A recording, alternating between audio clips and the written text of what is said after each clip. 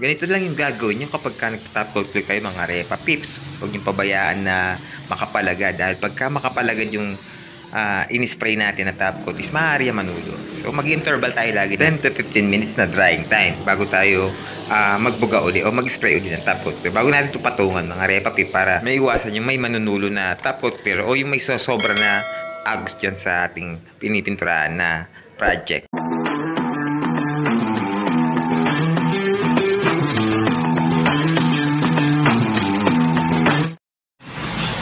Kapag nga pala magtatanggal kayo ng stock na sticker ng ating mga gas tank mga repa tip, make sure na pinahira nyo ng strip para ganito na siya kadali na tanggalin o kadali na i-remove yung sticker na nakadikit dito.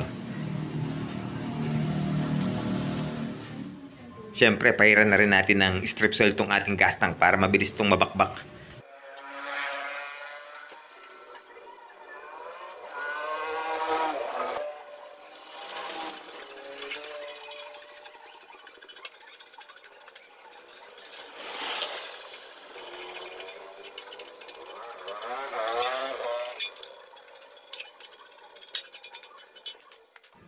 Siyempre, pagkatapos natin malinis itong ating gas tank at matanggalan natin ito ng paint, ang gagawin natin is pwede na natin itong pinturahan ng epoxy primer. So, ito yung Gilder na kadalasan na ginagamit nating epoxy primer na ito mga repa pip na may kasamang catalyst. Ito yung kanyang catalyst. Bali, yung pinaka-ratio nito mga repa pips is naglalaro sa 3 parts ng kanyang pinaka-base na primer. Ito nga yun mga repa pips. So, nakalagay naman, naka-indicate naman dito yan sa may likuran. Basahin nyo na lang yan. So, ayan, no, kung mapapansin nyo o mababasa nyo is, ayan, no, steer well, sabi. Pagkatapos yun nga, ang kanyang ratio is 3:1 ang nakalagay. 3 parts ng kanyang epoxy paint, tapos 1 parts ng kanyang Gilder epoxy catalyst. So, ganyan lang yan mga repa pips. Pagkatapos is, nakalagay is use epoxy reducer. Sabi niya dyan, mga repaps. Pero ang gagamitin natin is yung urethane na thinner na lang. Bali, pwede naman yun mga repa pips, yung mga urethane na thinner. Pwede rin yung acrylic na thinner. So, hindi naman tumaselan tong epoxy primer mga repa pips. Need talaga natin kailangan ng thinner to kasi spray gun yung gagamitin natin. Pero kung hindi naman to sa spray gun gagamitin, is pwede naman yung brush o roller mga repa pips.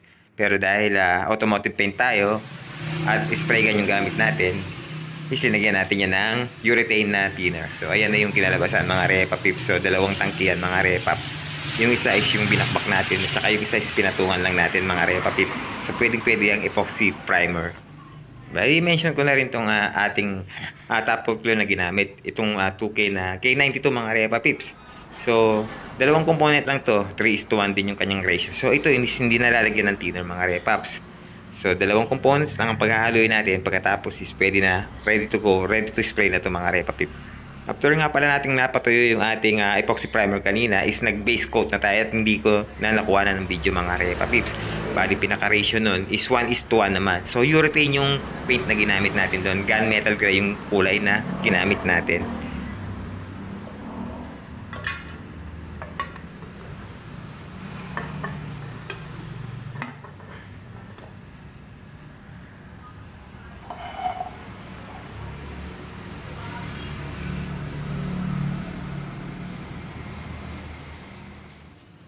Bali, inumpisahan ko na nga itong i-top coat clear mga repa pips.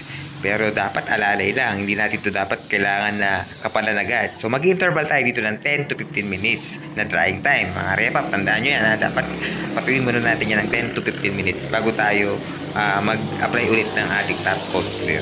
So, triple coats ang pinaka-the best na kapal ng top coat clear na i-apply natin dito. Bali, isa pa sa kagandahan sa mga ganitong klaseng uri ng top coat clear, mga urethane na 2K, kahit na walang araw o init is pwede ito makintab at hindi ito mamumutla.